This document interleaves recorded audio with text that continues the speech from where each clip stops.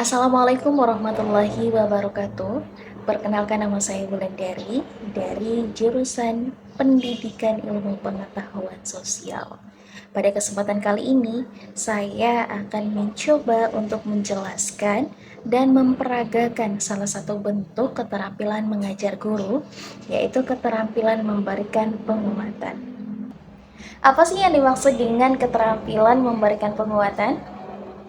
Keterampilan memberikan penguatan adalah bentuk respon positif dari seorang guru kepada peserta didiknya yang melakukan hal-hal positif atau melakukan hal-hal yang baik.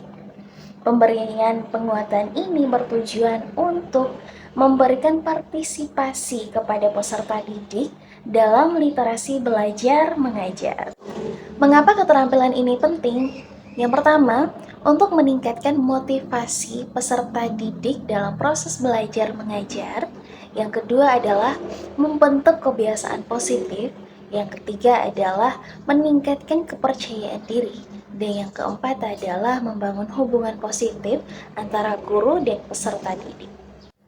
Baiklah, yuk kita saksikan implementasi pembelajaran dengan keterampilan memberikan penguatan. Assalamualaikum warahmatullahi wabarakatuh. Gimana kabarnya hari ini adik-adik semuanya? Semoga selalu dalam keadaan sehat walafiat. Baik, sebelum kita melakukan pembelajaran pada hari ini, mari kita berdoa bersama. Silakan kepada ketua kelas untuk memimpin teman-temannya. Doa selesai. Alhamdulillahirrahmanirrahim, kita masih dipertemukan kembali di suasana yang sangat cerah pada pagi hari ini. Baik adik-adik semuanya, kita akan melanjutkan pembelajaran pada hari ini, yaitu tentang migrasi. Ada yang tahu apa itu migrasi? Ya, silakan Putri. Betul sekali. Migrasi adalah perpindahan penduduk dari satu tempat ke tempat yang lain dengan tujuan untuk menetap ataupun tidak.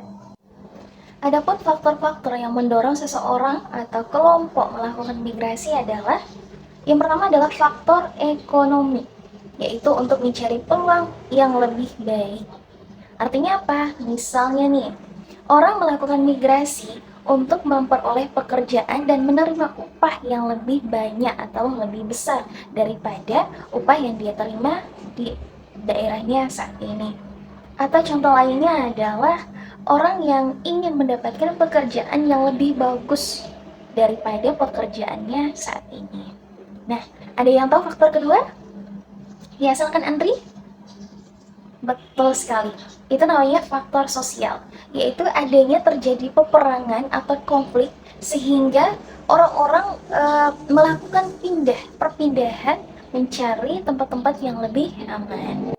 Yang ketiga adalah faktor politik, yaitu adanya ketidakstabilan politik atau banyak terjadinya pelanggaran hak asasi manusia atau perubahan kebijakan yang merugikan rakyat atau penduduk sehingga orang-orang memutuskan untuk melakukan migrasi atau pindah dari daerah tersebut. Yang keempat adalah faktor lingkungan, yaitu keterbatasan sumber daya alam yang tersedia di suatu daerah. Contoh lainnya adalah bencana alam yang terjadi, misal adanya longsor, adanya banjir, sehingga tidak nyaman orang-orang atau sumber daya alam yang tersedia di situ terbatas sehingga orang migrasi. Yang kelima adalah faktor demografis, yaitu terlalu banyaknya jumlah penduduk di suatu daerah sehingga semuanya serba terbatas, semuanya serba sempit, sehingga hal-hal ini membuat orang tidak nyaman dan melakukan migrasi atau perpindahan. Faktor lainnya apa? Yaitu faktor pendidikan, kesehatan, yaitu ketidaktersediaannya infrastruktur atau sarana dan prasarana di suatu daerah tersebut. Misal dalam faktor kesehatan ini, ada orang yang mengharuskan dia melakukan operasi, sedangkan di daerah tersebut tidak tersedia fasilitas untuk operasi, sehingga orang tersebut memutuskan untuk pergi ke daerah lain untuk memperoleh pengobatan yang lebih layak dan memadai. Oke? Sejauh ini ada pertanyaan?